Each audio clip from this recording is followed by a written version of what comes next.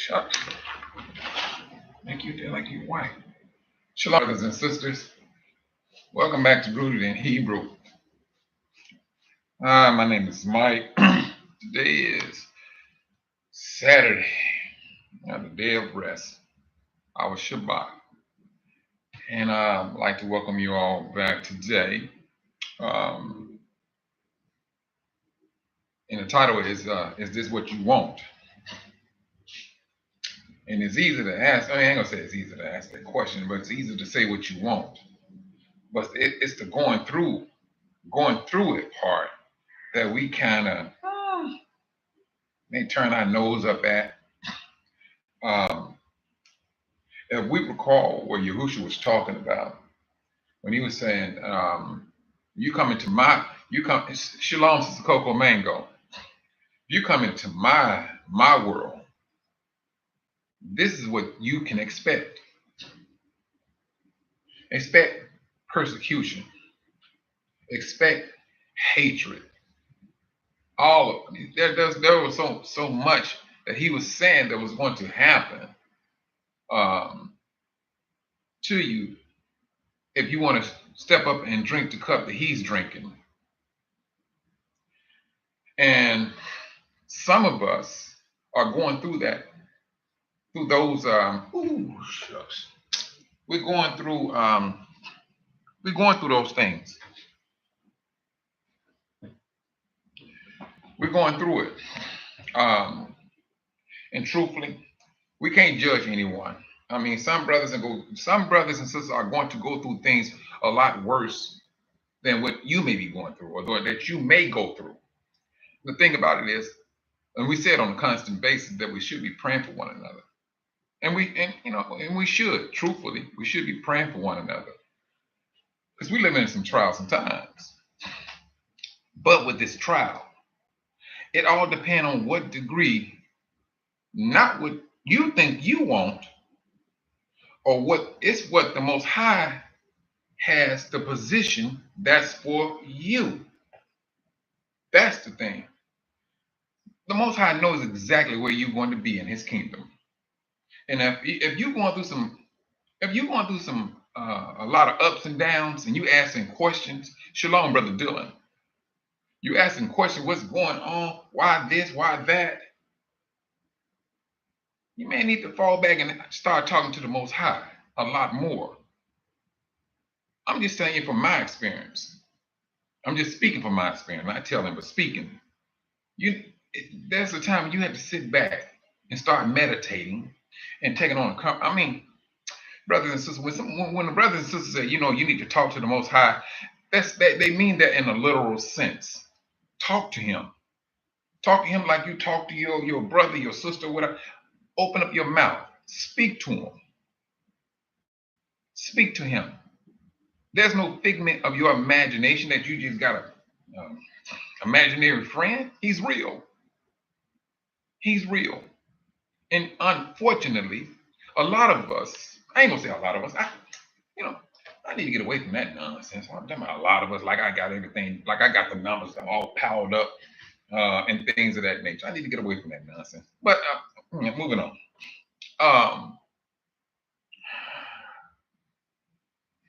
Some of us, if you don't say that, some of us say that he ain't gonna listen to me.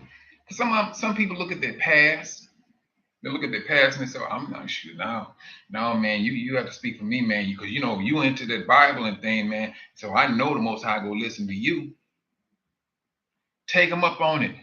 If that's what his faith is, that he sees it in you, that the Most High will speak to you through him, use it. If that's what his faith is saying, use it. Because he sees something in you that he believes more so in you than he did do himself. And some of the brothers, they have that gift. They have that gift. They do. People come to them with all types of issues, questions, and things. And it works out for a lot of individuals. Some individuals, I ain't gonna say a lot. Here I go again. But anyway, It's what you want, brothers. Is this what you want? Because it's a battle. It is absolutely a battle. And wherever the Most High got you positioned at, even though you don't know it and you have not received a confirmation of the position, you're going to go through it.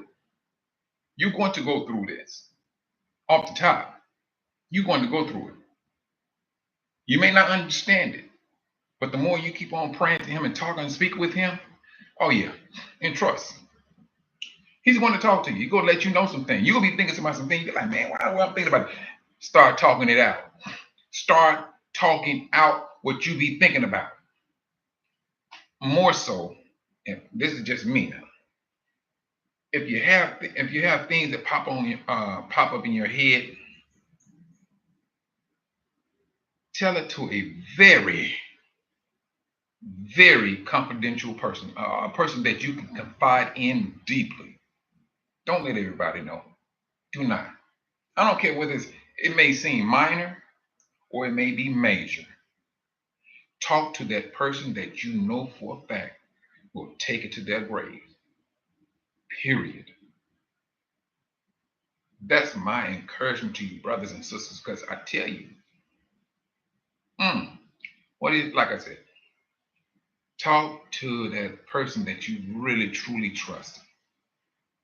Because that person that you trust could be the answer that you may get, that the Most High is not going to give it to you. He'll give it to another person just for you to go talk to that person. And the Most High don't think the way, He don't move the way we move. He don't. He does not. He does not. He does not. Period. Um, but when an individual say, I'm following the Most High, I'm doing this, I'm doing that. Everybody's not going to. What's the word? They're not going to experience the some of the degrees that other brothers and sisters go through. Some of them not going to go through that. It's a known fact. Some of them not going to be as harshly persecuted. No, they're not. They're not going to do it. They're not going to go through it. But you will. You will go through it. You will go through it. You will go through some things. You're going to be wondering, are you going crazy? You're going to be hated by your own family members. And when I say hated, I'm talking about some true hate. I'm talking about the hate that'll have you on the edge of the bed crying, tears dropping. That's that hate that really strikes your soul. Those are the ones. There are some brothers and sisters that's going through that, brothers. They going through that. They going through it. It seems like they can't get a leg up without somebody come trying to knock down the other leg. This is what some of our brothers and sisters are going through. But some of you brothers and sisters cannot comprehend what other brothers and sisters are going through. Because you know what? They're the people that's off in the cut, being quiet, minding their business, and trying their best to stay on the low end of the radar. That's it. And truthfully, those individuals that's hanging back, talking to a very personal friend or a confidant, just to maintain. Just to maintain. But this is what they have to do. Because when it gets to the point, because we're at that point, we're about to get to this point. But the Most High is about to unleash his governors, his leaders, brothers and sisters across the board, about to be put in positions. We're at this time, brothers. We're at that time. And then when you stand back and you look at it, you're like, I didn't go through, but it's that wilderness. It's that wilderness. And now that brother or sister that been going through some things, and the Most High put them in position now. Now we in that wilderness. They will be that one and say, no, no, these are the things I experienced. And from my experience, we shouldn't go, we shouldn't speak this way, we shouldn't go this direction. That brother, from his or her experience, is going to share with brothers and sisters during that time in the wilderness. That's the whole purpose of what the Most High said. He's going to choose his governors because his governors are under strict scrutiny. They going through some things. They going through some things. You don't know it. Some of you may know it. Some of them don't. You don't know it. But they going through some things. Shalom, Sister Linda Cross. They going through some things, brothers. Only to prepare the way for all of us. When this Exodus happened, the Most High moves. He moves in order. So now, we all very well know that this the Exodus is going to happen. But the Most High don't. All right, let me just get my people, put them in there. He lifts us up. Boom, we back on the continent. Who gonna take the lead? Everybody gonna be lying around here looking. Who gonna take the lead? Shoot, ain't nobody trying to deal with all these people. You talking about dealing with Israel. You talking about dealing with Israel. No, nobody want to take that lead. The Most High knows exactly what he's doing. Once he's gonna have his governors already in place, brothers and sisters. Shalom, Sister Monica. They are being prepped. They're being prepped right now to handle Israel. And it's about to happen, brothers. This is not no, I can't put no date on that. I mean, you know what I'm saying? I can't put no, but if we're going to stick with what the signs that Yahushua was speaking about, wars, reports of wars, food shortages, what else? What else? Natural disaster, right? Let me take natural out of it. We're going to take natural. That's what I was taught from a Christian standpoint. Well, let's just take natural out. There's nothing natural about the disasters. The Most High is causing the disaster. That's not natural. That's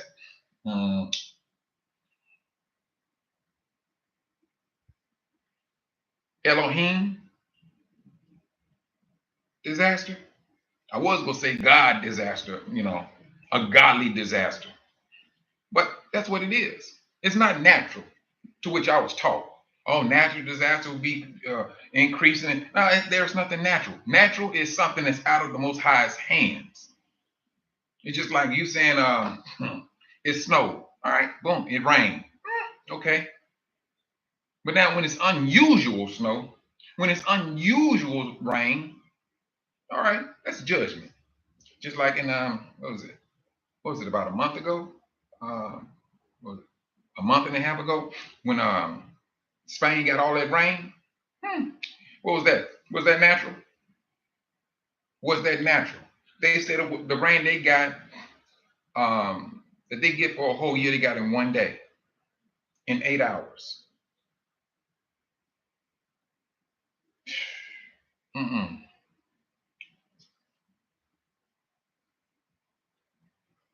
We can't, what's the word?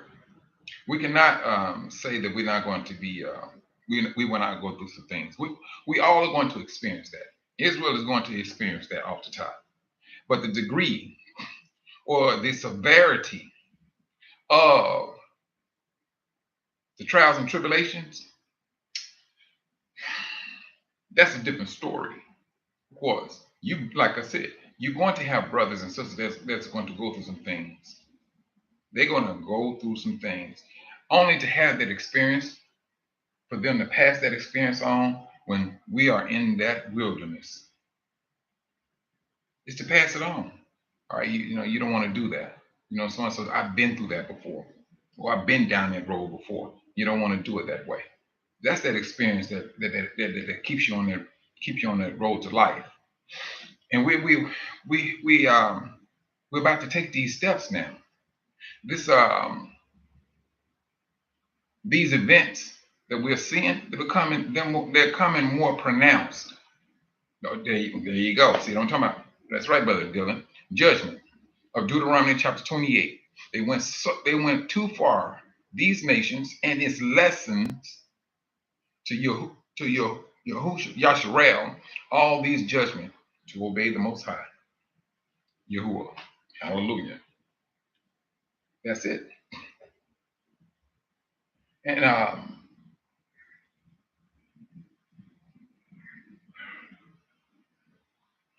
but we was already Yahusha. He warned us. Oh, who was that? It was two of them. They were brothers. Wasn't Mark and Luke? Not Luke. Luke was not even. Luke was not. He was not an Israelite. Who was? It was two. James and John. James and John pulled the. Well, I think it was his mother. With their mother pulled Yahusha to the side and asking her two sons have one on have a seat, one on his left, one on his right. And the other disciples, they got upset. How you go sneak up on him and try to get a position? But that's the stuff that they was battling amongst themselves. They was always worried about which one of them was the greatest. And Yahushua, you know, ooh, I know, man. I can just only imagine. But that during that time, that was something that they battled. And to show you that we should know this, don't we do the same thing? And, if you came up in the hood, you know exactly what I'm talking about. You have the neighborhood drug dealer riding around in the neighborhood in a Bentley.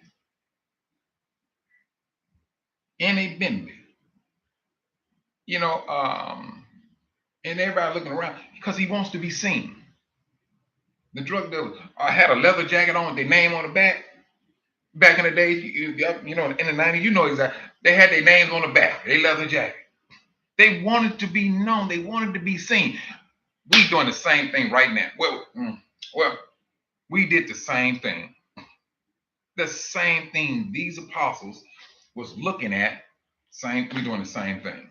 Brother Dylan, you read. You read it. Brother Michael, do you think we are to focus on building a wilderness kingdom? Work, leave judgment, of Yah, and seek the kingdom first. Let me tell you something, brother. I think that the kingdom is part of that wilderness because because the Bible says seek kingdom first and all that will be added. But let me pull something to you though, Brother Dylan, on that. You seeking the kingdom. You got to go through the wilderness to get to it. You got to go through the wilderness. You got to go through, matter of fact, you got to go through Satan's system. Then once the Most High take you from his system to the wilderness, you got to go through the wilderness. That kingdom, the wilderness is not the kingdom. We still got to keep on going because he said during that time, the Most High said he has to weed out the rebels. You're not in that kingdom. The kingdom, because once the kingdom comes, trust and believe. That's going to be it. That's going to be it. That kingdom is to say, hey, you all have made it. And here you are, standing before the Most High, Yah. That kingdom, that's it. You can't go higher than that. That kingdom is it. You got to go through that wilderness to get to that kingdom. I mean, if I'm wrong, please explain it to me. We agree. Tribulation, wilderness, yes, kingdom. You know,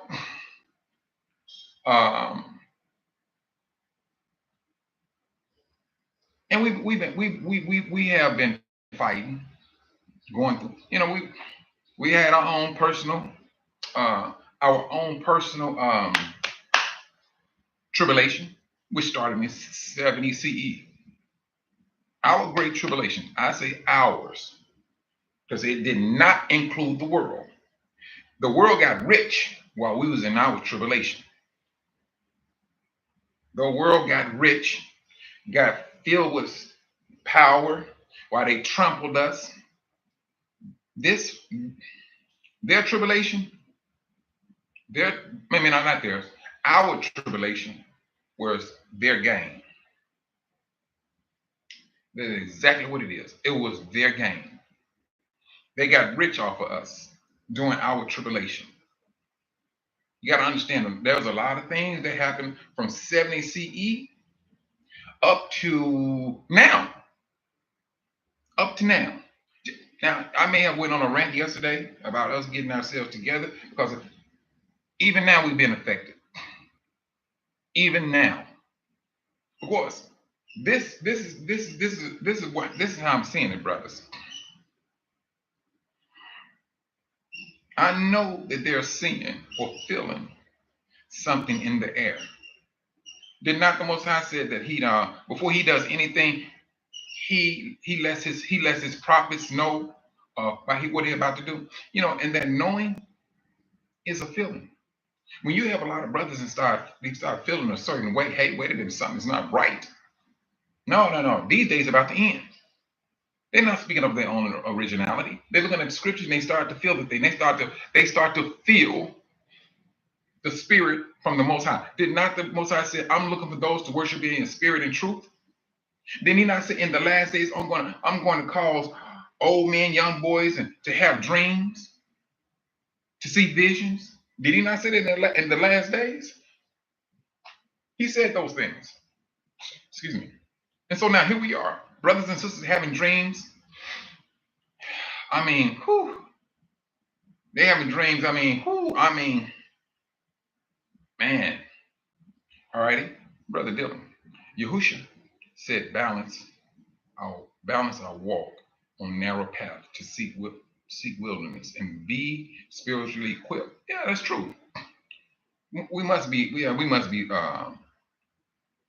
We must be spiritually equipped. Period.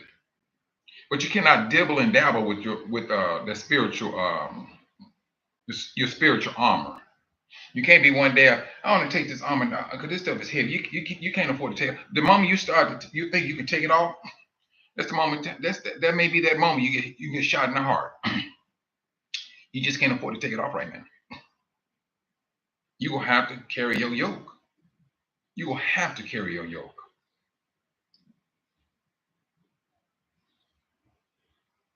This is that path that we decided, or whether you decided or not, but if you came through that bloodline, you will get some of that persecution. You want to get some of it. Hang it up. Hang it up. You want to get it. You want to get some of that persecution. May not be in depth if you want to compare it to somebody else, but you want to get it. Yeah, you got color like the rest of us. Yeah, somebody go call you a nigga. Hang it up. You go get called a nigga somewhere down in line. And I don't care how eloquent or how European you can sound. You're going to get it.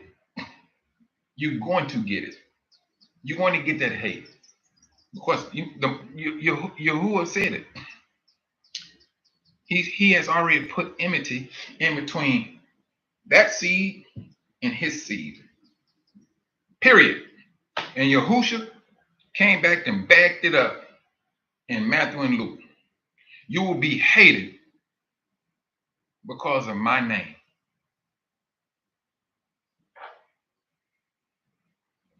Is anybody hating you because you're speaking about Jesus? Now you go in there and say Yahusha. See how fast they start to hate you. Start living by that name, Yahusha. Keep on calling on Yahusha. Y'all call Jesus. Keep on saying y'all call Jesus. Oh, we call him Yahusha. Keep talking that Yahushua and see how fast they starting to get. You're not gonna get so much anger off of Jesus, but you want to get it off of Yahushua because they know, oh, they leaning back, or they going back over to the Hebrew. We went out here, we made this man, we made him a white European. Now they trying to break, they trying to burn our bridges down. We ain't trying to do nothing. It's the bridge that's going to get burned down. That's what's going to happen. This is how it's going to go down. Did not the Most High said, those that call on my name will be saved? It's in the book of Romans. Call on Jesus, and you have full-blown knowledge. His name is Yahushua. It's just like me calling brother Sister Linda. I'm calling Sister Linda Cross. Let's just see. Bertha Cross. You think she gonna answer? Do you think that Sister Linda Cross is going to answer to Bertha? That's what it amounts to, brothers. And when we have the mindset, well, if I call on Jesus, he know what I mean. That's just like me sitting there and say, well, I called on Linda and I called her Bertha. Do you ask her, do she know what I mean? Am I wrong? Please correct me if I'm wrong. If you have full-blown knowledge, you learn, well, you know what? His real name is Yahushua. This is the reason why they changed his name to Jesus, to throw us off our path. And so now when we hop back on that path, there you go. I know. There you go. You're right, Sister Linda. I mean, what?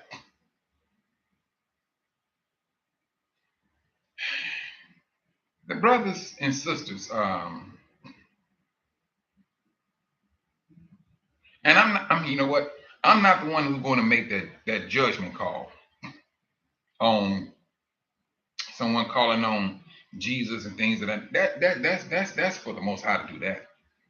I'm not going to sit up and say, oh, you can call on Jesus if you want to. You won't be saved. Some individuals just might get saved, brothers and sisters, and trust and believe. This is going to be a great deal of grace that's going to go right along with it. That grace is going to let you be woke, and you have full-blown knowledge. His name is Yahushua. But then you want to get into yourself, you want to call him Jesus. No, grace don't apply then. You know what his name is. You know what his name is. But yet instead you want to the Most High is not the one you want to put to the test. It's just that simple. That's one person, too. You should not be put to the test. Don't play with him like that. You know for a fact, you want to be called out, the name your parents giving you. Because that respect comes with that. All you got to do is take it from a personal level of respect. I'm calling brother Dylan by his name. I'm calling Sister Coco Mango by her name. I'm calling Sister Linda by her name. That's respect. That's absolutely respect. But now, how do we think in our mind that we can sit up here and say, well, I'm gonna call on Jesus, although I know his name is Yahushua. So you go rename him on your own merits. That's what that boils down to being. And you're like, no. It does not work that way. So now we can. I mean, I would believe that would be a very dangerous position that we will put ourselves in that particular time. Period. That's just my line of thinking, brothers and sisters. If this is what you want the life that the Most High is offering his people. You saying you want to walk that same path that Yahushua went down. That's what you're saying. Just not Peter. Yahushua, he asked James and John. He said, "Are you sure you want to go down this road?" He asked them. He said, do you know what you're asking? Yahushua knew exactly what was going to involve. No, you're talking about, But he said, are you ready to drink the cup that I am about to drink? Truthfully, they wasn't, what's the word? They was not understanding Yahushua at that time to that depth. They wasn't. And the reason why I can say that, I say this, because when those officers came to arrest Yahushua, what happened to those disciples? What did they do? Shoot, they broke camp. They broke camp until Paul, not Paul. I'm talking about Peter. Peter, he denied him. He started cursing people like, no, you are that man. You used to hang with this. You used to hang with him. I seen you. Matter of fact, your dialect gives you away. And Paul started cursing and everything. So I don't know the man. I don't know him. And then that chicken crowed, a croc crowed. Boy, he could have just melted. He could have melted. Now, brothers, take that same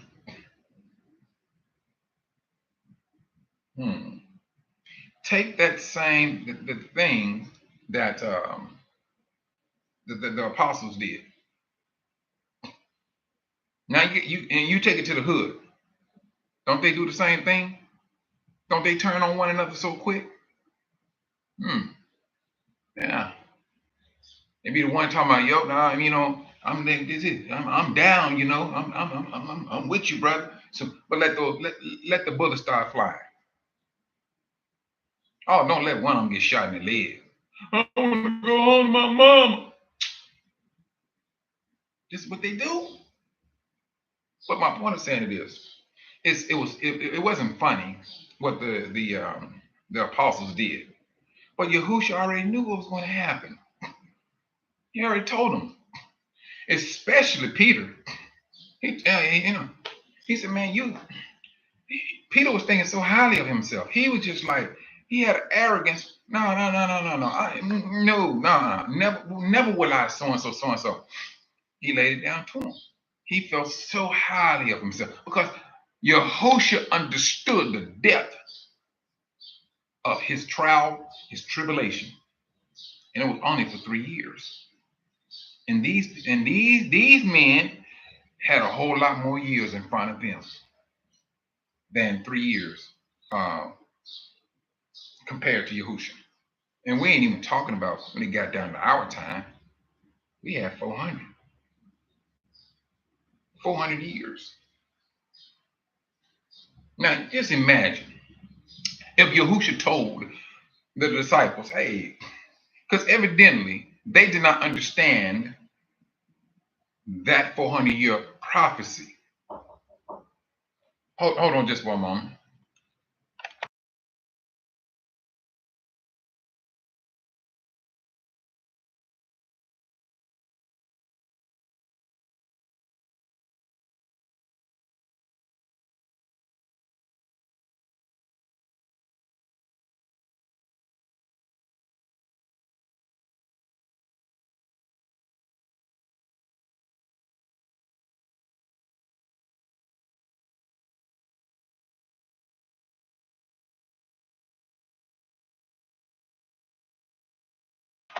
Phew, all right, sorry about that.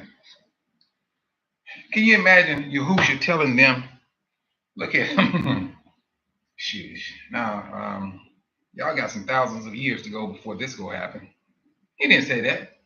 He didn't, because, that probably would have, ain't no telling what it did to it. Probably, it could have, gave them some discouragement. He did not say anything about it. All he said, keep seeking the kingdom. That's all he was saying. That's all. And we kept on. I mean, not weak, and they kept on doing it to what they needed to do, and then history was being uh, was was being fulfilled, and at the same time coming towards its end. And now here we are at the end of it. We are here at the end of it. This 400-year um, end. Now, you know what? Now I spoke with some other brothers about what's say that 200 year, maybe not 200, 400-year prophecy. And they were saying, no, that was not done in 2019 and so and so, so and so, so and so. Some say you know you got to go on this calendar, Enoch calendar, and that won't happen until 2024. I'm gonna just say it like this, brothers.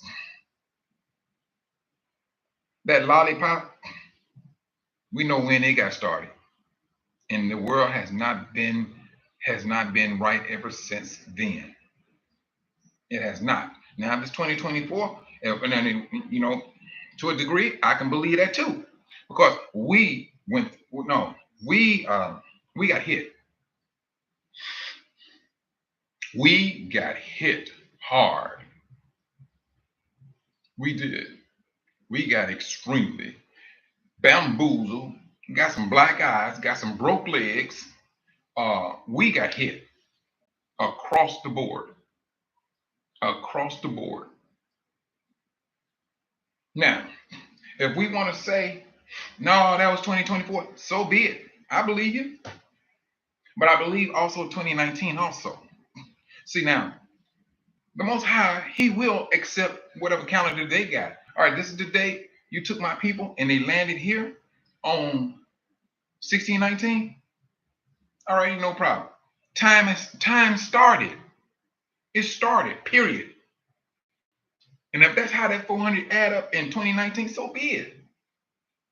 Now, if you want to push it down to the Enoch calendar, we here.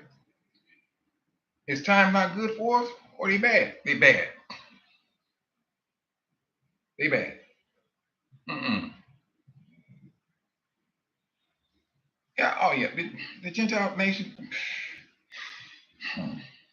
they falling like, I ain't gonna say dominoes. Um, I would say that they are. What's the word?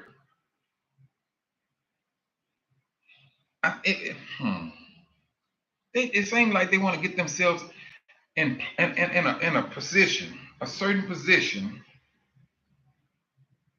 and then let all this stuff just have at it. The Canadian prepper, oh, that dude, no. Talking about they talking about taking guns, and he was highly upset, and talking about giving it to the people in Ukraine, taking guns, whatever people have. They talking about confiscating guns and sending them over to Ukraine. This is not our war, brothers.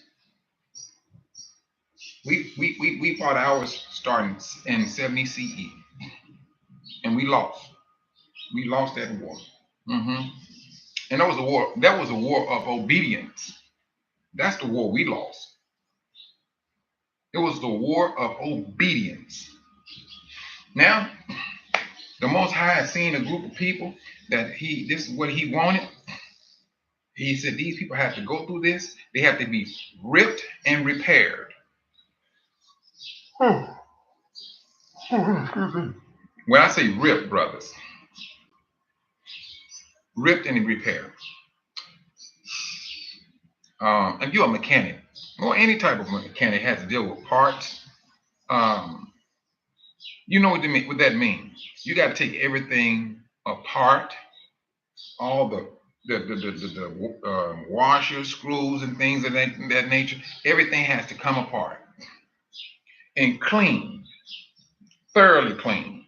Some parts may need to be replaced, but then you start putting it back together, very immaculate.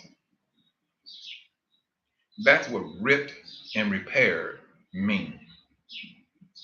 And here we are. Now it's time for us to come up out of Satan's system, to go into the wilderness up under Yahushua HaMashiach's spirit, coming up under his spirit, his control. We coming out of a demonically inclined system to a system that is governed and ruled by Yahushua. This is what we're coming out of. This is what we're going up under. This is what we're in line for that. And for those that look forward to that, yeah, it's something they're looking forward to. For those that still got Egypt on their mind,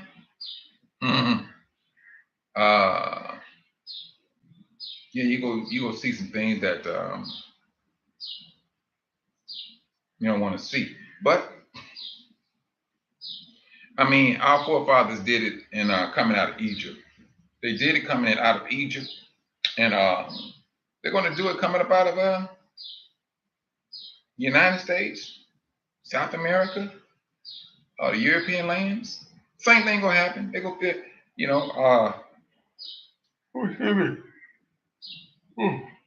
go feel that they're missing out something. But I'm gonna tell you something that on that though, brothers and sisters, is this: if you feel that you're gonna miss out on something in these other lands, yeah, you're gonna miss out on something. You're gonna miss out on real life. That's what you're going to miss out on. Because see, the Most High said this now. He will put that system into a great tribulation. That's what he said.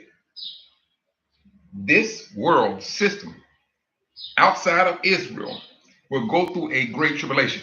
It's their time, brothers. So why in the world you want to go to that and you're seeing what's about to happen to this system? That, don't you think that's kind of idiotic? I mean, I just hope and pray I don't be one of no idiots. Oh, I want to go to so and so, so and so. You want us to go back into captivity up under the devil's nose, and that's exactly what they want. The activities of the devil. That's what they want. Don't sit there and thinking, we got running water, we got cooking gas. Yeah, not even thinking about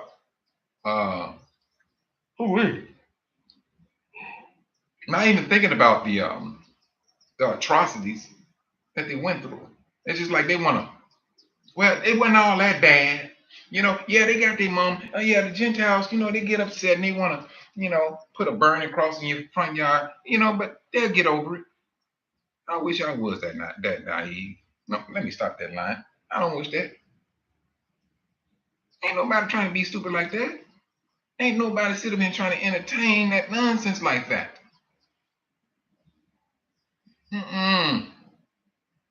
No. But you're going to have some individuals.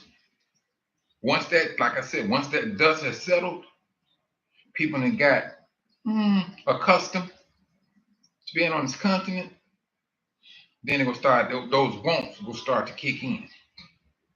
Those wants will start to kick in.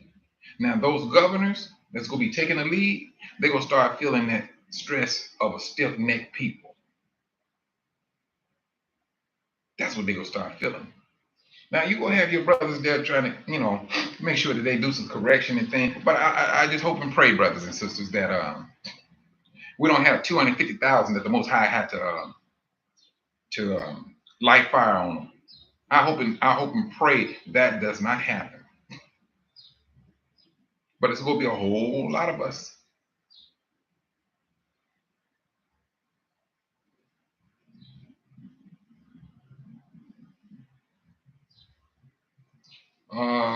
Wait a minute, hold on. You say you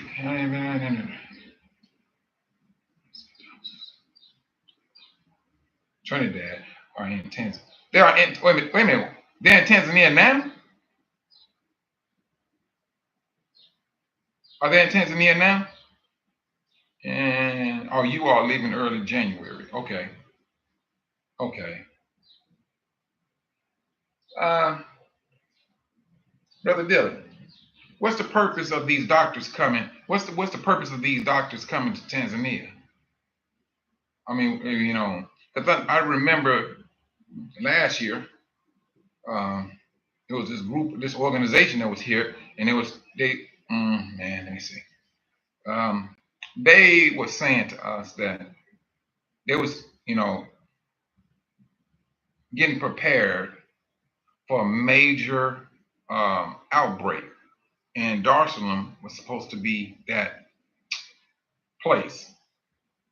I mean, that's the only reason why I'm asking, because I'm just trying to figure out where they get all this their data from. That this is going to be the spot that's supposed to get hit and things of that nature. Um, that's it. I mean, I can't say it's going to happen either now. I mean, because only the Most High has control of everything. He has control. Um, I mean, we can, we can just throw our 2 cents in and things of that nature. Hold on, it's hot in here. No. Um, we can throw our 2 cents in it and things, but it's going to be the Most High um, that will step in when if needed. Because if it's anything like the lollipop um, and things, it, it leads me to think, brother. Um,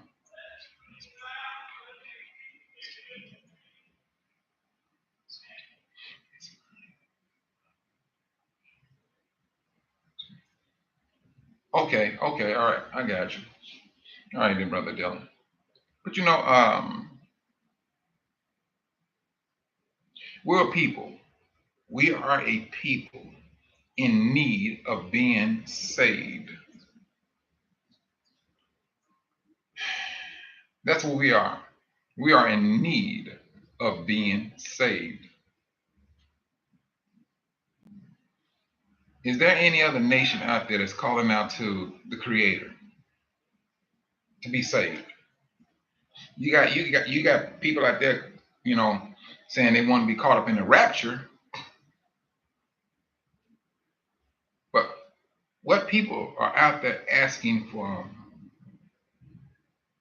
for the Creator to save them? And we're the only ones. You don't even see the ones, the rare 29 asking. You don't see them out there asking. You don't. Because you know why? They like their life the way it is now. You don't see them out there asking, oh, this is bad. Not as a nation. Not as a nation. We're the only ones. We're the only ones that's asking for this because we know exactly who we are. And so now, whether the devil knew this or not, um, with all of that stiff neckness that we practice for thousands of years, can you, brothers and sisters, understand how that stiff neckness came back on Satan himself? Imagine now that stiff neckness. That stiff neckness, we got it towards the devil too. And it's hard on him. It's hard because now he's starting to see, man, these difficult Hebrews. I mean, good night. Is this what the Most High had to go through? I mean, I know I told a lie to her here, and they're good night. Why are you throwing this nonsense up on me? I'm trying to keep them in sin. But now they coming forcefully against all the sinful tactics that I have placed upon them. Eating pork, getting them to do Christmas. They leaving this stuff within a heartbeat. Now he's pissed. He's pissed that you woke up with a stiff neck that you placing upon him. He didn't count on that, brothers. He did not count on that. No, he did not. He did not count on that. When you brothers and sisters start waking up and you start hitting it hard, and you tried your best. We've been trying our best to maintain these laws to the best of our abilities. And he's seeing that deep-seated stiff-neckedness that we have for the Most High. Yes, indeed, Brother Dylan, he is absolutely angry. Yeah, he can roar like a lion all he wants. Yes, that's what he did. He's seeing that stiff-neckedness be thrown at him. I don't even think he even added that up, truthfully. He probably looking at, he was probably mocking the Most High. See how your people do? Told you, all you gotta do is take things away from them.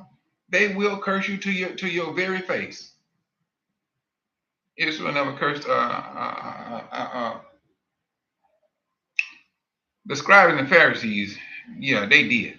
But as we all know, there was the bloodline of Esau. So, not Israel. Israel got caught up in the mix because we kept on trying to be like the nation, and then it took the Edomites to go in here and forcefully bring in the nations. Because you got to understand, brothers and sisters, when Rome came in, Esau's grandson Zepho had already blended his blood with the Greeks and the Romans. So when the Romans came in and they took them to the that stuff. So the way they did that stuff kind of remind you of power. That's what it can remind you of. Always some drama. You sneaking in claiming you're a priest, and you know good and well your bloodline is Esau. Come on now. But this is how Judah got in trouble. That's it. Herod, he was not an Israelite, brothers and sisters. He was not an Israelite. Matter of fact, he was the one that was trying to get a hold to Yahusha. He was trying to get a hold to Yahusha to put him to death. And so when these astrologers, they was given a divine warning not to report back to Herod. So they went home through a whole different way. He gets pissed. He gets mad. And so he repeated the days of our forefathers in Egypt. What was it? Any child under the age of 2, drown them. He drowned them. Yes, he did. That's what he did. Sly, sneaky, whatever you want to call it. So yes, they got their bloodline in there. And, they came out pretending to say we are so and so this, but when they got into the argument with Yahusha and things of that nature, and Yahusha mentioned that slavery, they got offended. But that was the way that Yahusha had to bring them out. All right, speak truth. And if you want to talk about truth, that's about the only time they spoke truth. We have never been anyone's slave. We are of the bloodline of Abraham, which they was. He, yeah. They lying. Esau never been in never been in slavery. Israel, yes. Not Esau. Same blood. Different people. Different people. So now, when they brought the Romans in, yeah, you might well, those Esau period, because Zepho blended his blood with them, way back in BC time. So, I mean, hey, and then you had the scribes and the Pharisees saying, other these words about our blood of our kids and everything will be on us. And the fact that Judah allowed that and they played into that, we got hemmed up. We got hemmed up because they practiced disobedience so much. We lied on our own brother, Yahusha. We lied on him. We lied, disrespected, and we had him murdered. That's what we did. We did that. We did just that. But at the same time, while he was hanging with these nails, pierced through his body, he still, out of the love for Israel, he said, please forgive them. Because he was talking to Israel. He was not talking to, and I'm going to prove the reason why, he was not talking to the scribes and Pharisees. I'm going to tell you the reason why. He asked the Most High to forgive us. That's what he did. Because he knew the love that the Most High has for Israel. He knew that. And he knew by means of his death, he had bought back Israel. He knew that. So now, the reason why I said it was not for the scribes and the Pharisees, one, there was bloodline of Esau. Two, Yahusha already condemned them before he even got before he got caught or arrested. You remember that he called them all types of vipers, wolves. No. Yahushua was calling them out. Yeah, he was calling them vipers and everything. Sneaky, slimy serpent, sliding around, deceiving, deceptive, tricks, full of poisonous venom. And that's what they were. But then when they kept on talking about Yahushua was preaching by means of the devil, they got themselves hemmed up. And they spoke one time too many. And he told them, he said, I tell you what, the enjoyment that you are enjoying it to the full. Because the moment you die, you're going into the lake of fire. The second death. You ain't coming back out of that. You ain't coming back out of that. And that's what it was. That's the reason why I said when he was asking for forgiveness, he was talking about Israel. And that you're right, Sister Cross, Linda Cross. Yeah, they're the same way. And they fighting to stay alive.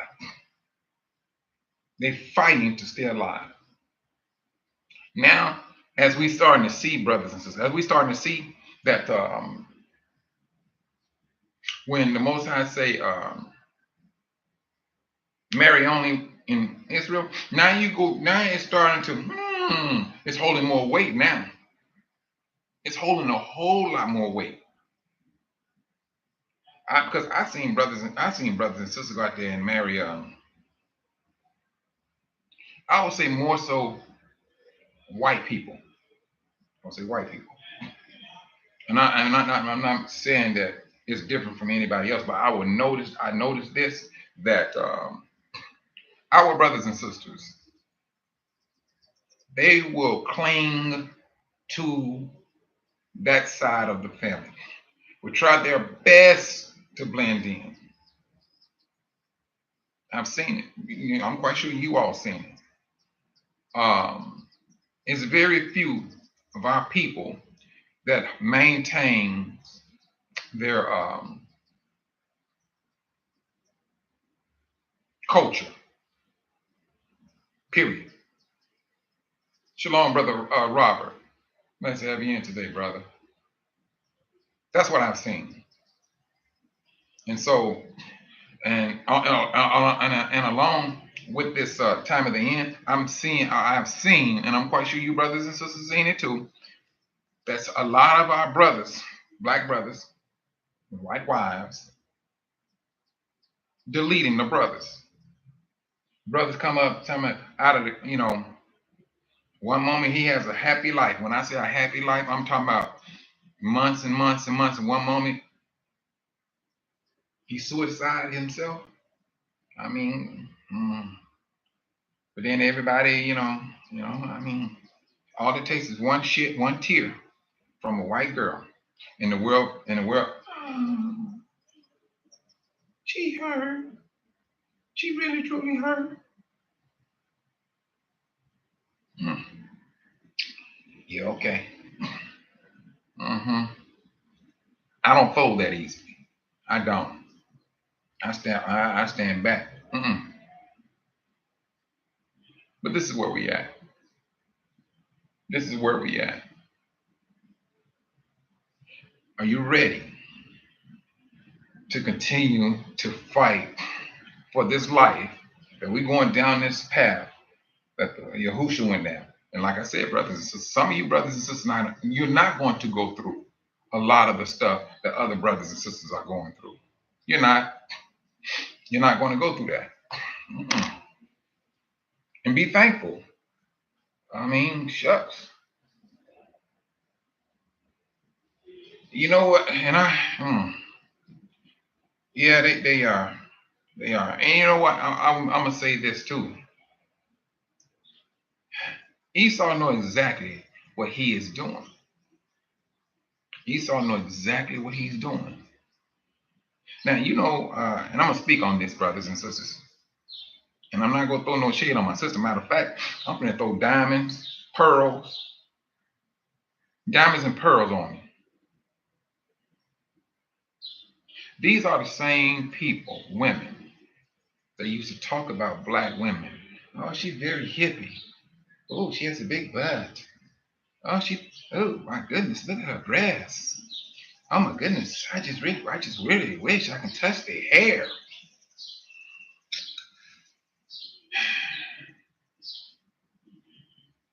But who's the people that was going out here getting all these surgical implants? Oh, their lips getting, their top lip getting poked out. It wasn't us. We was born with it. It wasn't our sisters. What does sister look like? She going to get well. And you had some sisters that did that. Not a lot. Some. And when you did have a Gentile that did have some of matter of fact, and you all very well know that the world always said this. Man, that white girl, she built like a black woman. It's like black women had that on copyright. Period. And I don't care what type of woman. If it was an Indian woman, and if she had a shape like, oh, she built like a black woman. The world copyrighted that and proudly gave it to black women. There you go. Do I need to say any more? They took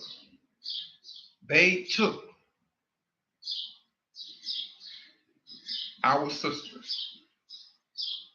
And now Esau said, you know what? This is what men is looking for. They looking for this black woman with this type of shape. Only thing we need to do is lighten them up. Keep the shape, keep the body. We just need to lighten them up and put a perm in their hair. That's Esau. That's Esau. This is what they're doing. And it ain't just black women around here. When they take a picture, they want to show their hips. And when a Gentile do not have that shape, that figure 8, what do?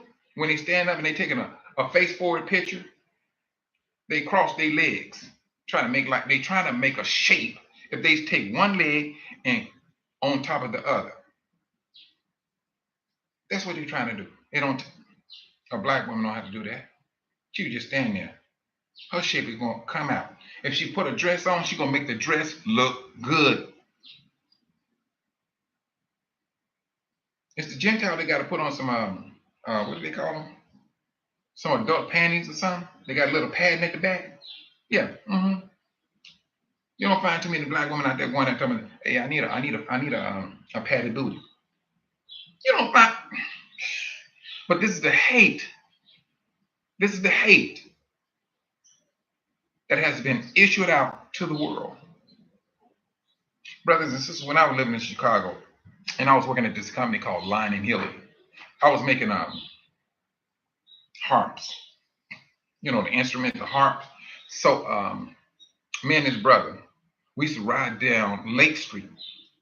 Matter of fact, the company was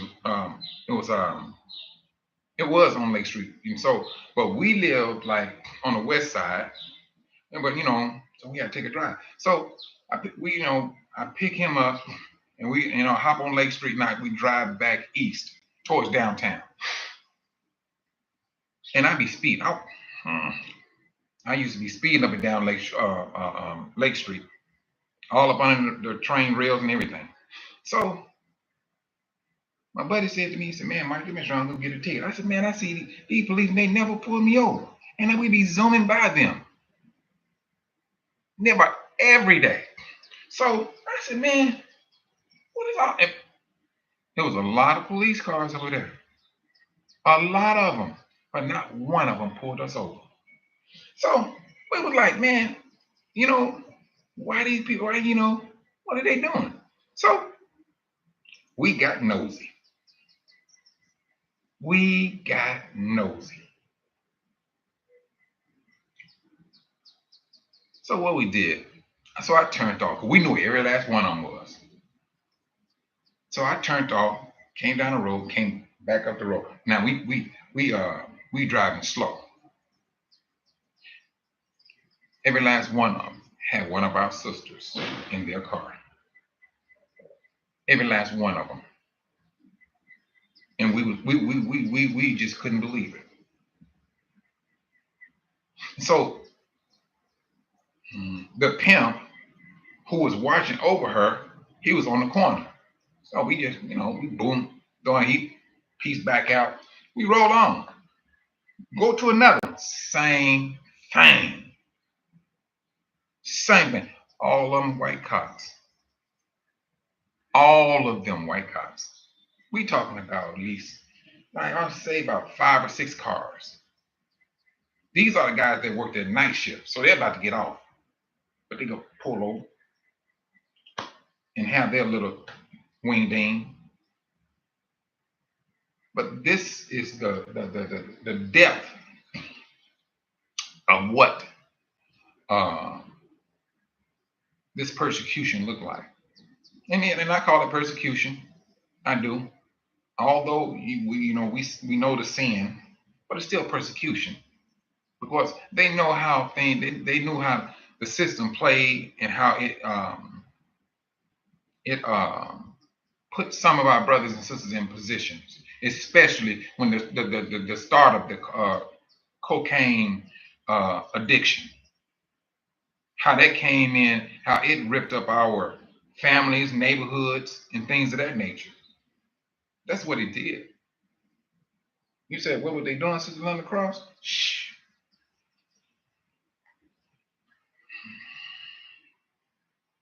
I'm trying to keep this PG, Sister Linda Cross.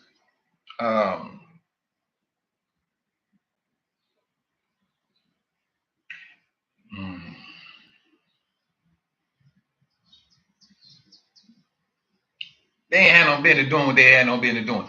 They had a pimp. These sisters had their pimp. And the pimp was on the corner watching the police. If he went on the corner, he was in his car. He was in his car watching him. That's what they was doing. But it was all sisters. All these women, all those women were sisters. And that's the reason why I said it was it's a part of persecution. And some of these women, I'm like, man, shit, I'm not living. I mean, me, I'm like, she look like she carrying something. They don't care. And a lot of these, and then for the policemen to go back home to their wives and things, okay. But they got addicted to these women. They did. I knew one guy I worked with, and now this is when I started working with AT&T. He's a white Italian guy, and he was married, and he was proud of what he was doing. He Now he'll let you know. He will let you know every cent. He took care of that sister, though. He did. He took care of her more than he did his wife. But every morning, he was there at that woman's house, across the board. When he retired, she did too. She got paid. He took care of that woman. Yes, he did. But he met on the streets. Truthfully, that's how she came off the streets. That's how she came off the streets. But I mean, my point, the thing, brothers and sisters, it's not, that I'm speaking about putting our sisters down. These are the conditions that some of our brothers and sisters are in, um, and especially here in Dar. We ain't gonna go down that road, but it's just as bad here as it is in the States. It is. And you're talking about a sister that has kids, and the way the money situation is, yeah, these sisters here and in the States are under great stress. So it's really pushing buttons as to how they need to get money. I'm not saying I'm being condoning or suggesting that they do anything. No, it's not that. But they've been put up under that pressure. And for those that do have that purse or that money, yeah, they go dangle it over your head. They're going to dangle it. They're going to keep on doing what the devil do. They're going to do that. And this is the reason why I say, brother, we have to pray. We have to pray. And at times you have to assist our sisters, especially our sisters. Especially our sisters. Sister, let me tell you something about what sister, I've seen men get shot 5 times in the face. I've seen some things. And some things I just wish I'd never seen. But it serves as an I take it as experience. That's how I take it. Some of the stuff that you see, it will piss you off. Yes, it will take you to a whole nother level, because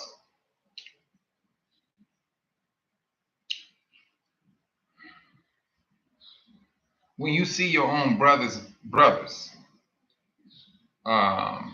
mishandle sisters, and they stand by and let Gentiles do just to sisters. That's the thing that yeah it that would do something to you. I never forget that. Me and this girl, we was friends. We was very good friends. We used to hang out every single day. And then we'll walk up to the store and get another friend, and we'll walk back and everything. But one day, we walking down the street. I see my uncle and his friend. And so we walking past them. And so we just passed this like gangway. And it's always a breeze of air shooting down that gangway. But you don't want to stand there because it was pissy. It was just nothing but pissy smell. You like, whew. The breeze was good. Some days I go in and I just pour some bleach out just to, whoo-wee. But this is the hood. But one day we passed through there, and the first floor was like, it wasn't occupied, and it seemed like somebody kicked in the door. Maybe some drug addict was standing down there, and when you go down there, you go to sleep, whatever. But anyway, walking by, and this guy, he grabs my friend. So I mean, I got alert. I'm like, wait a minute, hold on. So I'm running behind him, and my uncle steps in front of me. Nephew, you don't, no, nephew, keep moving, nephew. I was like, what you talking about? And it blew me away. I was so, I'm like, dude. Next thing I hear the girl, I hear my friend yelling and fighting. And it seems like, from what I'm hearing, he put his hand over her mouth. And so I was so much in disbelief, I just walked to the next building, just leaned against the building. 10 minutes later, she comes out crying. Girl, let me tell you something, brothers. That was one time I could have killed somebody.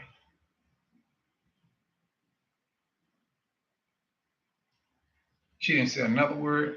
She did not say another word. And so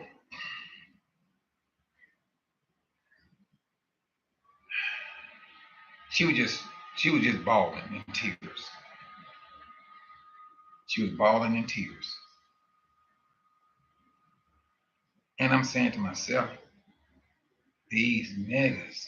I'm just saying what I'm just. So some days later, she got, she composed herself. And I ain't see him for a moment. It seemed like he went in hiding or something. And so after some days, some weeks, she showed back up. And I live like on the third floor. And when her and her cousin, they would come, they would yell my name. And I tell them I'm coming down. So I come on down. So they said, hey, let's go up to so-and-so, so-and-so. So I said, well, I got to go to, I had to go somewhere before. So we had to walk further down the street, then come back up. So on our way back up, he shows up. The other girl, she didn't know what went down. So I'm looking at him, and she looked at him, and she rolled her eyes. He laughing like, he's smiling. Like, yeah, I know what I did. But brothers and sisters, I'm going to tell you this. The Most High don't forget. He does not forget. He does not. And just because you may not experience that judgment right then and there, it don't mean that the judgment not coming. It does not mean that it's not coming. Now, where that cat is today, I do not know. He was always doing drugs and things of that nature. I don't know. But I will say something about my uncle. I will say something about him. Shalom, Brother Kenneth. I will say this about him. He suffered a massive heart attack, and he was still on drugs. Took him out here. Took him out. Took him out. Don't underestimate the Most High, brothers and sisters.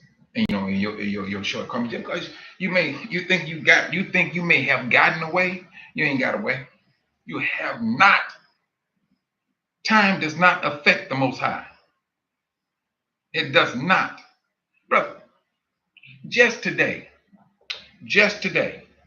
my sister called me.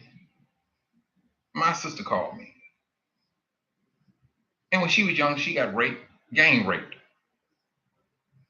And I didn't know it, truthfully. She kept it to herself. She kept that to herself. Then, and she told me this a while ago, but just today, she reiterated it. And she said, but he, Carlos, that's one of the boys who did it. And we all grew up in the projects. So when he did what he did, he begged my sister not to tell me. And at that time, they called me Michael Ray. And so they told me how sorry they was and everything. I was like, what? When did all this happen? We was in high school. I'm like, where was I at? Using a 12. I'm like, why didn't you say something? What was I going to say? I trusted these guys because, I mean, we all lived in this little project. Mm, the one I knew, Carlos, and he was heavy into church, but they found him dead with a table full of cocaine. He literally sniffed cocaine to death and killed himself. Matter of fact, two of the boys is dead. One of them is still living, but they said he's so messed up on drugs, they don't know whether he coming or going. Brothers, my point of saying it is, we cannot be sitting around here thinking we can do some dumb stuff and think you will get away with it. And if you did do some dumb stuff, and I'm talking to you brothers and sisters out there that may have done something of that nature, go and repent to that person so judgment don't fall upon you. Because you think you didn't got away. You didn't. You did not get away. Time does not affect the Most High, and He will keep you alive just to show you. Did He not keep Pharaoh alive to prove who he was? The Most High could have took that man out at any given moment, but to show Israel and his people who He is, that's the only reason the Most High did not take him out, because they had to know who He is and how He gets down.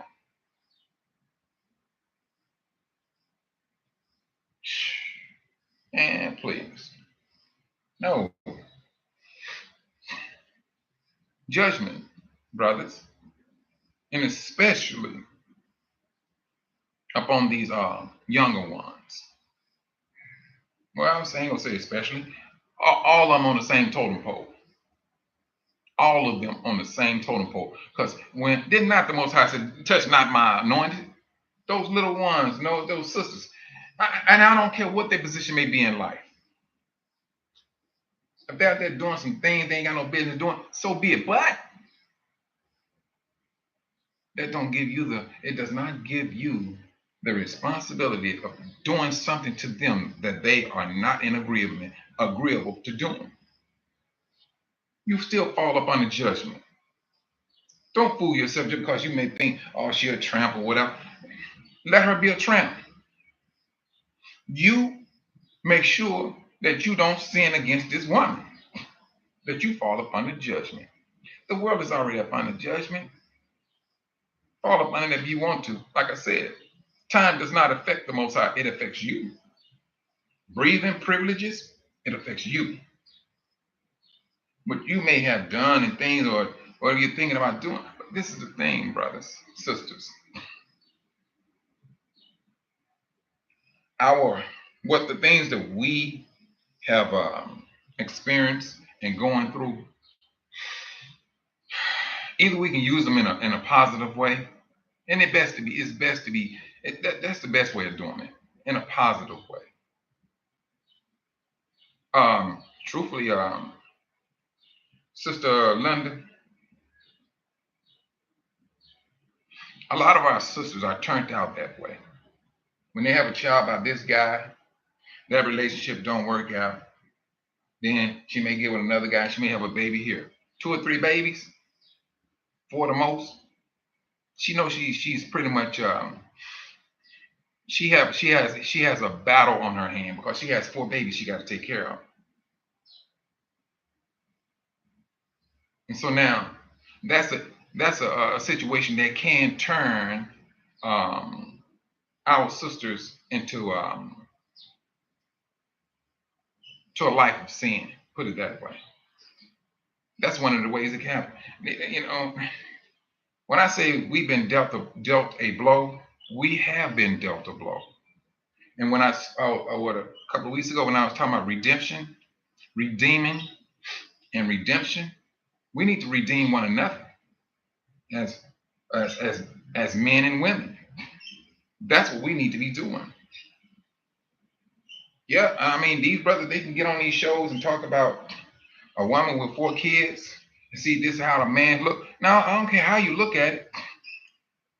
Truthfully, I don't care how a man may think about it. And don't get me wrong, there are some um, challenges when it comes to men marrying women with 3 to 4 kids. Yeah, period. Those kids got to be taken care of. Those kids got to be taken care of. They do off the top. But then there was one brother. He was talking to the sister. She said, "No, you don't have to put my kids up. They some very." He stopped right then and there. He said, "That's the problem. You want me to take care of your kids, then at the same time, shalom, brother Dave. I'm glad you made it in, brother. But she didn't want those kids to be touched. She wanted to be the only one that could discipline. Now, my father, I'm gonna address that, Sister Linda Cross. I'm gonna hold on to that one. Matter of fact, let me just do it this way. Hold on. My father, he always married women with kids. The first one was Cleo. She had three, 2 girls, 1 boy. We all came up as brothers and sisters. And unfortunately, Cleo, she fell asleep in death. So after she died, my father married Irene. Now she had 5. She had 3 boys and 2 girls. And and that's something we was used to because it was 5 of us, 3 boys, 2 girls. But we all considered one another brothers and sisters. That's how we came up. Because the brothers then, that's how they was doing it. They was marrying. So please, it was not a problem. It's a problem now. It's a problem now. But that's what my father and my stepfather, he married my mother. It was 5 of us. Not one of us was his kids. And now when I say when he married my mother, my sister, she was the youngest. Matter of fact, she was a baby. She was a baby. But that's what they did. But they got us so discombobulated that we said, oh, a woman with 5 kids, that's a problem. Now we got to find out what the true problem is. That's what we gonna have to find. What is really the true problem? Now, Sister Linda Cross, she said sisters looking for love. No, you know what, sister? I'm sorry, I misread that. I thought you said sisters are not looking for love. I'm sorry, you said sisters are looking for love. But at the same time, I will say this: there is a spirit out there that sisters that do have kids, they don't want their kids to be disciplined by the stepfather. If such is the situation, I don't think you need to get married now. You probably want to stay away from marriage because that man, if he's taking care of that child from a biblical standpoint, that child is his responsibility just as yours. Now, ain't nobody saying beat no child, like you done lost your mind, but discipline, yeah, off the top, off the top, off the top. No, it, let's reverse it. If there was a man that had a child or two, she go in her mind, she gonna know eventually she gonna have words with one of them. I don't care how you look at it, and she gonna have to put that child in that child's place. Why do men do not have a problem with that, but the women's do more so? Men don't have a problem with that because they know, hey, I can rectify the matter if you want me to. I mean, it's just that simple. And that same scenario played out with my father and his wife and her son, the baby boy. And so my father told him to clean up a room or something and to pick the lint up above the carpet. And he did everything my father said not to do. Because he had me and my brother, we all on the floor, we were picking up this lint off this floor and everything. And I started looking at Ricky. I'm like, where Ricky at? And my father just kept looking at him. He said, I said, pick this lint up over here. But he kept on staying where he was at. So my father left. He walked out the room. I'm like, I'm saying to Ricky, man, you kind of bold, don't you think? That's what I'm saying to Ricky. And so, he all upset and everything. And so the next moment I turned my back, all I heard was a whash. Ooh, that bill, I thought I got hit. I thought I got hit. But let me tell you something, me and my brother, we all like jumped over into a corner. Shoes, we ain't trying to get hit. And so my father started whooping him and thing. And so his mother came in and said, "What's wrong? What's wrong?" And my father was like, and so she steps in front of my father. Now my father, he getting upset. Now wait, hold on. Uh-uh. I asked this boy to do so and so and such. He wants to do what he want to do. And then he said, "You ain't my daddy. You son of a so and so, so and so." That's what he said. So shalom, Sister Kathy. So I'm like, oh my goodness. So me and my brother, we all three of us sitting in that corner, we not trying to move. Because when he started slinging belt, they have a habit of hitting other kids. We ain't want to get that. Ain't nobody trying to get no whip. No, no, nah, not living. So we stayed put. So so she said, my stepmother said, Lois, hold on. Calm down. I know you upset. I don't want you to whoop him while you upset. But let me go ahead and handle this. That was the worst thing Ricky could have ever done. When he cursed my father and his mother took that belt. When she took the belt, me, me and my brother, we stand on the wall. So we stand on the wall. We trying, we moving out, trying to get out of there. And so we all got out of there. But by that time, she was into Ricky. I mean, she had Ricky. Oh my! I think he would have done better letting my father go ahead and do what he needed to do. Ricky was like, he was touching all over his body because he was all. She lit into him. She lit into that boy, and I'm saying, man, we went outside, and I'm like, man, I'm waiting for I'm waiting on that to stop, and that was it. But after she whooped her son, and then that's when my father and her they sat down. She was saying, Lois, you was highly upset. You was highly upset. I didn't want you to get in there and start beating him. That's what she said. And so and the way she did it, it brought things down.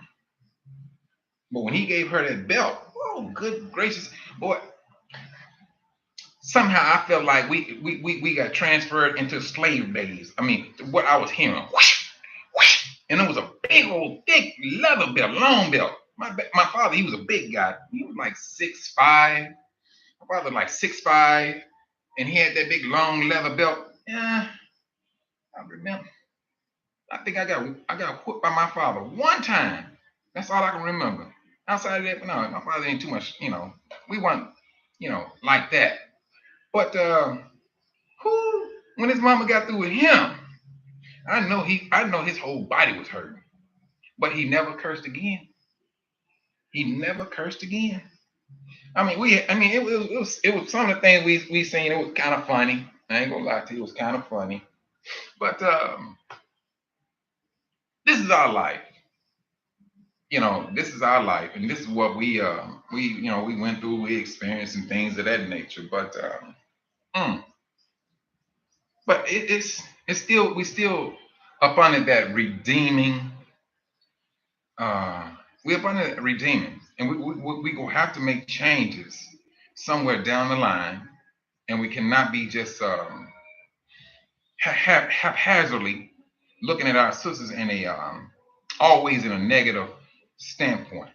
Of course, and at the same time, we got to blame ourselves because we did that dumb stuff. We brought this dumb stuff on. B's and H's, music, TV, shows and things, and we took our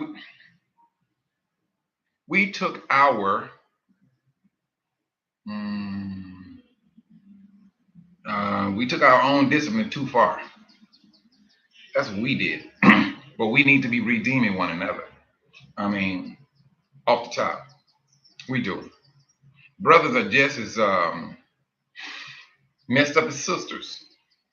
The only thing that would hem our sisters up, they give birth to our little ones. And then when the when that man is not there to take care of his child, it puts a strain on not just her, and it just ain't gonna hurt that sister. It's gonna hurt a lot more other sisters. And then until it gets out there that you know that's all they do. They even make who was that did that song? That said "Love 'em and Leave 'em." It was a rapper, and it was um, part of his song. But then they took entertainment and made it a reality. That's what they did. They made it a reality. So I mean, we to blame on that because we did a lot of cursing of of our sisters. And you're right, Sister Linda. It hurts a lot of families. It does. It hurts a lot of them. But we did that, and we got to man up, woman up about that. But now here we are. We are experiencing the time of the end. That's what we are experiencing. And even in the United States, a lot of our sisters are getting evicted. They ain't worrying about those kids. These little black kids ain't my kids. And that's how they look at it. There's no love of goodness at all. And then too, for those that got the little freaky deaky thing, I tell you what, you can stay a couple of days, but this is what I need for you to do for me. Because if they see an opportunity, the world or Satan is going to take it or pose it out there. He's going to put a proposal out there. If not, well, he's like, hey, you can keep it moving then. That's how they go play it. But then this woman looking at her kids. You're right, Sister Monica. That was Rick James. That was Rick James and Tina Marie. Love them and leave them. That's right. You're right. That was them. And so, brothers, we did some things. And how the Most High is going to rectify that because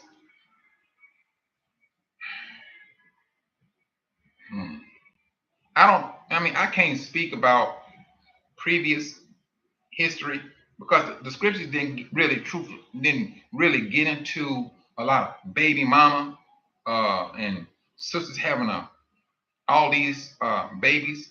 We can't say. Let's just go with it that this is like an all-time high. Never happened in Israel. Let's just go with that. How is this going to play out during the wilderness? Because I'm saying this, brothers, and I'm saying this to you, brothers. Now, I'm not being funny when I say this now, and I don't want y'all to take it that way either. Man. I just really want to open up a dialogue or something to think about, rather.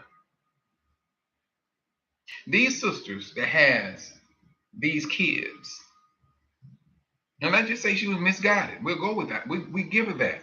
Brothers been misguided, and sisters been misguided. The only thing about it, the sisters are the ones that have the baby. And it's the brothers that leave the sisters with the babies. All right, now, when that time comes, and the Most High lifts Israel out of the clutches of the devil, and put us in the wilderness. These sisters and their babies, they coming too. There'll be some brothers coming too, yeah. The Most High don't make mistakes, brothers. That sister, she gonna still have desires. She's gonna have sexual desires because that's the way she's created. Shalom, Sister Van P. That's the way she's created. That's the way you created. How is this going to play out? Because her desire just ain't gonna go away. It's not. The Most High don't make mistakes. Now, whether the Most High is going to come say something or do something while we're in the wilderness or something, but this is something that, hey, this is what's going to happen.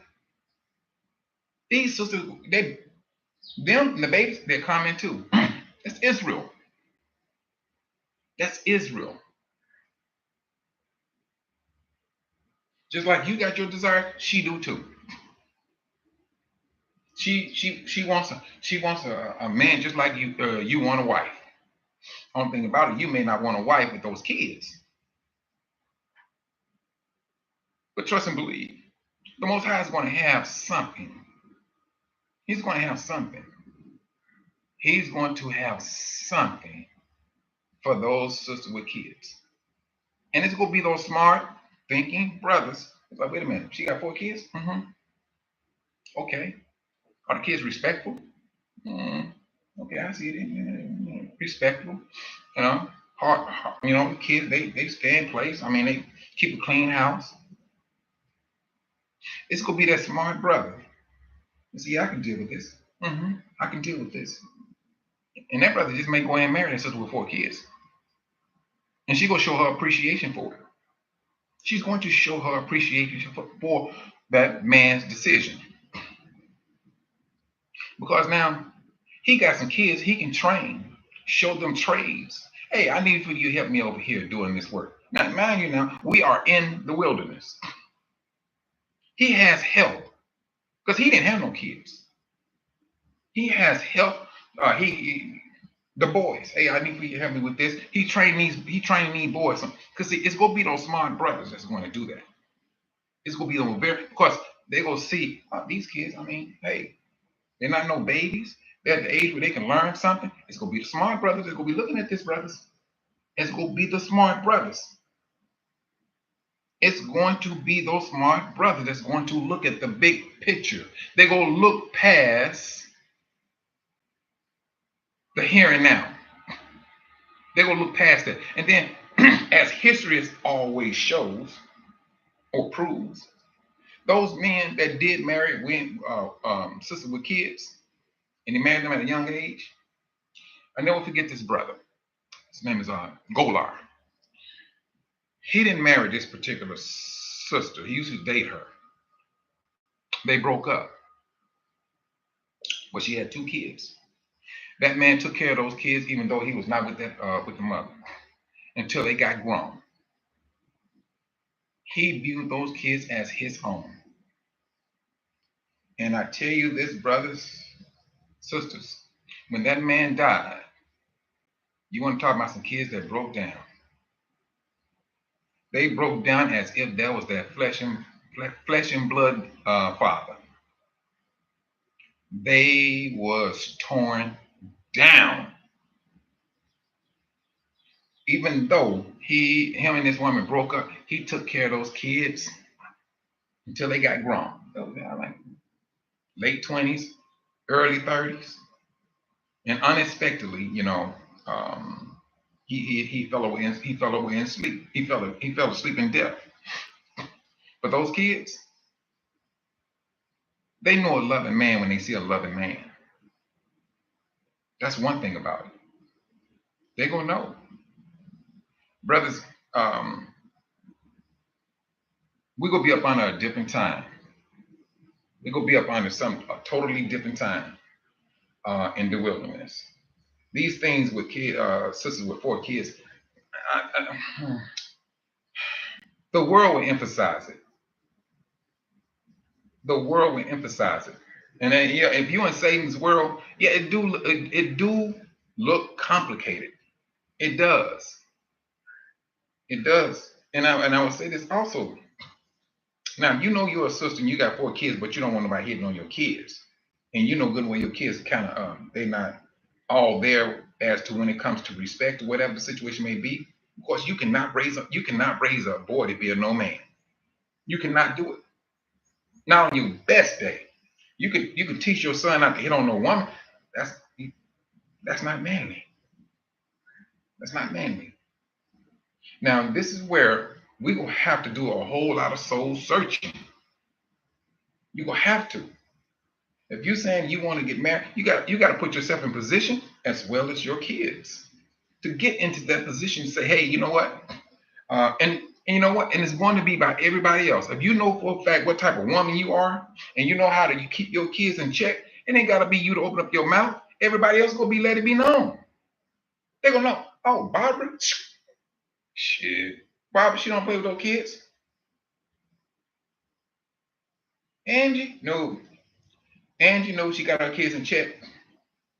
It's gonna be everybody else. They're gonna know what you do for your about your kids. That's gonna put it out there. Oh no, she don't play that. She don't. Those kids get out of line. She on them. You don't have to say anything, sisters, if you are in that predicament. Your friends, acquaintance, they will put it out there who you are and how you get down. That's the beauty of that. That's the beauty of it. I tell you. Yeah, we went. The struggle we have in front of us. They are what they are. Oh yeah, Sister Monica. Yeah, he did. Um, Brother God, he loved it. He loved those kids. Man, he bought his stepson a car. Until he got on his feet, he got a job and all. I mean, whew. But at that funeral, no, sister, that's one thing you did not want to see. And just me and Gola, we worked at AT&T together, and to see that brother not, that's no, you know, you know what? You got a lot of good examples out there of brothers marrying sisters with kids. A lot of good examples. But the world, they emphasize it, and it's more so who are the ones who's getting a bad rap with it? It's black women. And don't get me wrong, brothers and sisters. I'm not gonna say that the system did not rig a lot of our sisters up. They did. Uh, back in the '60s when they were saying that they didn't need no man and things of that nature, that stuff, it took root. It took root and it went deep. So now it's like you got to take poison and poison all of those roots just to kill it. Because it got to a point where brothers like, I'm not dealing with that. And then so when the sisters started to trying to raise boys into men, and they find out that they all in the streets and they doing the same thing their father did out there laying out babies and stuff, and then having babies and not taking care of them. It's a repeat of the cycle. That's all it is. And it was going to get worse. And it did get worse. And it is at the worst. But we will have to start making some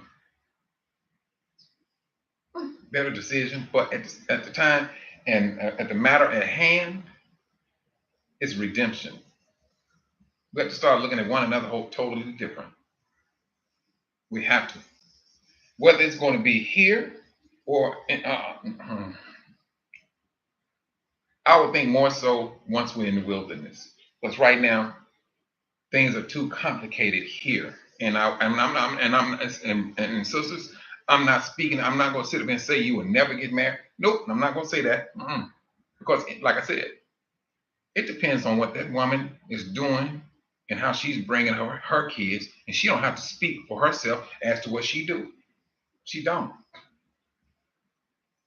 Her friends, acquaintances, they go speak up for her. They go vouch for her, how she gets down. Mm, a lot of those brothers are locked up in prison, and the sisters well, yeah, no, Sister Cross, I can't agree with. I mean, you're not lying, sis. But at the same time, sis, at the same time, I'll say this now. Shalom, brother, y'all saints. At the same time, sis, I will say this. You know how the prison system is. We all know how that is now. Um, And when brothers get in prison, they do a lot of thinking. You know, that's just like, hmm, yeah. Um,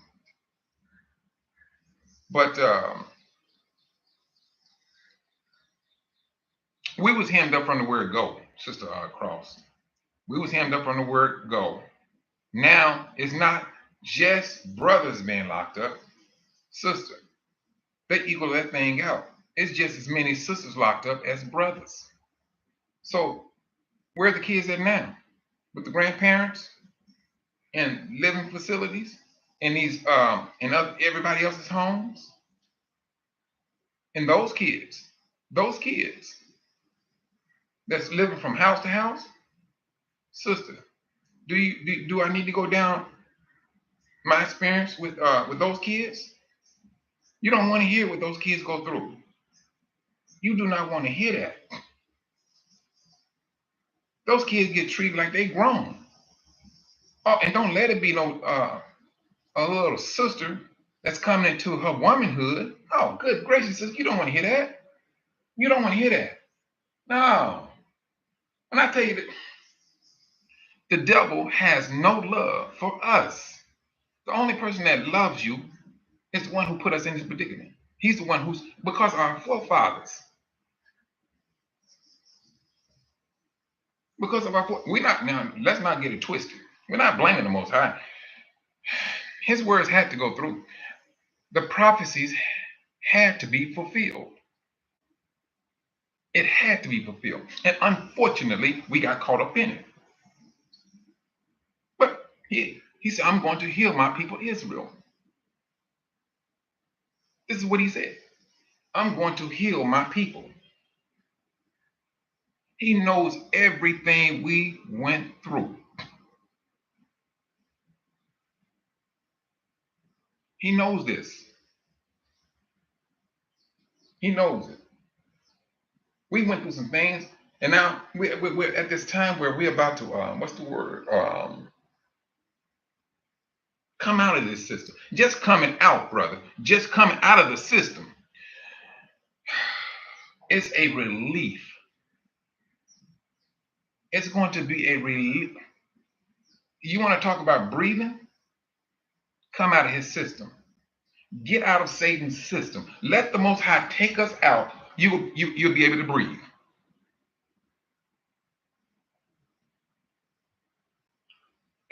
Exactly, Sister Monica. Yeah, yeah. See, brothers and sisters, this is one thing. So, I mean, only reason I know about that because I got custody of my son. And my son, he'd been with me since he was 4 years old. So I didn't want him growing up by himself. So I started looking into adopting, another child his age. And there was a sister, and this sister, and I was working for the phone company at the time, and I was fixing her phone, and she told me she was a social worker. When she said that, I was like, wow, because I asked her, how do you go about trying to adopt a child, out of the system? And she said, oh, that's a real nice thing to do. But then she gave me the dark side to it. I could not believe, I could not believe what she was saying. She said, you know how many days I had off? She said only one. And when I say that sister was, when I say she was toe up, she was toe up. And I ain't saying that she was ugly or nothing. No, no, no. She was just that tired. She said she had to watch over those kids like 7 days a week. But she said over one time she just needed some time for herself. Because every last one of those kids that she was taking care of was abused. And she said there was one little Caucasian little boy. And she said he was like 5, yeah, 5 or 6. She literally had to always have his hand. She could not let him loose. Because now that was Sister Monica. You said, I'm gonna explain what Sister Monica is talking about. She said, don't you mean abused, accused, misused, and reused? That's what happened to that little boy. That little boy, She said she couldn't even leave him around a cat or a dog. And I was like, whoa, wait a minute, hold on, sis. I'm like, don't you think you want? She said, I'm not playing with you. We could not. She said they could not leave him there. I said, what happened when he get to be like 18? They said he turned 18. They kick him out of the system. He's in the streets. I said, what do you think? She said he gonna do the same thing his father did to him. No, sister, nah. These kids don't get paid. Oh, wait, you talking about the social worker? Yeah. But you know what? It seems like for what I ran into, uh, it be the sisters that be worn out with those type of cases. It's the sisters that be worn out. They trying to get these kids situated, and things of that nature, because we have that humanly concern. And it's the sisters that was worn out. Because even though she told me that, I still was going through the system. I had to do a background check and all that stuff. I was still going through it and things. And so I think as the closer I got to it, I started pulling away. Because, different sisters was giving me they was giving me different stories, but the aftermath was the same. It was the same. And yeah, I mean, those kids, I mean, what? Whew, they had a lot on their plate at a very young age. And so I had to make that decision. I mean, and then when there may be some that never been abused, but then there gonna be another child that gonna come with it, because it's a lot of our little brothers and sisters that's tied up in that system, brothers. It's a lot of our little brothers and sisters that's tied up in. When I say redemption, brother, I mean I'm talking about across the board. It ain't just talking about the sisters. You're talking about the kids that's in the system. When I say when they brought in crack cocaine into the black neighborhoods, ooh, that was one of the worst times for us men going to prison. If not in prison, they laying in the middle of the street with chalk outlining their body, or the sisters laying out on the corner high as a kite. We was messed up across the board, and the kids was the ones who was sitting at home trying to cook food and starting fires, and at the same time getting caught up in the fire and getting deleted, trying to cook because the mama out in the street trying to get high. When I say we got hemmed up, brothers, we got hemmed up. All you got to do is sit back and reminisce, if that's what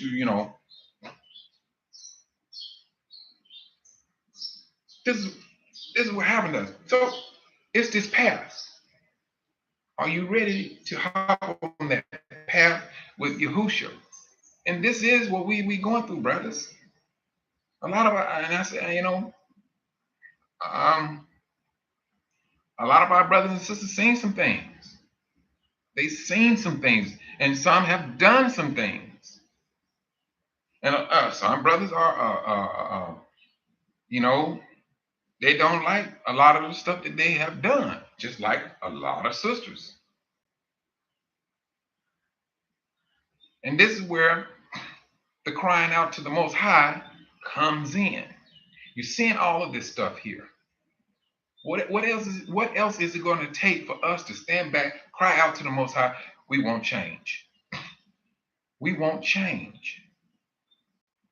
Because the world is not going to give it to us. That's one thing the world is not going to do. They're not going to give it to us. They serving their fetish. They feeding their fetish on us. We gonna have to come to a standstill. Say, oh no, pimp. I mean, you go find your fetish somewhere else. It needs to get to that point, brothers and sisters. And it needs to come as a group, as a family, as a nation. Yeah, I mean they got us. They got us. They did what they wanted to do. Now we're waking up. We're wakening up. Test, trials, tribulation. You're right.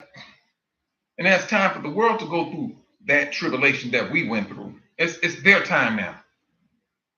It's their time. The only difference about it is this: we're not going to trample them. That's the difference. We're not going to trample them like they trampled us. If we, well, let me say this here now. We're going to get rich. That's just off the top. Yeah. But it's going to be us, it's going to be feeding them. They're going to see who we are. We know what you're going through. We did that. Oh, you a baby mama? Oh yeah, we know about that. How many kids you got? 6? Yeah, we know about that too. Everything that we went through, brothers. It's not saying that I'm wishing all of this. The scripture said what's going to happen. But it's going to be Yasharel, brothers and sisters. It's going to be Yasharel. It's going to be these dark-skinned people. It's going to be this dark-skinned people that you hate so much that's going to be right there trying our best to help you. And you will recognize this is Yahuwah's people. That's what it is. Brothers, please correct me if I'm wrong. Is this not how it's going to get down? They're going to start to recognize, well, we did some things to you. We're not worried about what you did to me. We're here to help you. And then when it's all boiled down, they say, man, they serve a righteous Elohim. They serve a really loving Elohim. What we did to them, and they come in and trying to feed us and things and encourage us, I want to go with them. You see how this playing out, brothers and sisters? Do you see the domino effect? Do you not see how it's going to fall right back in the lap of the Most High by means of our actions?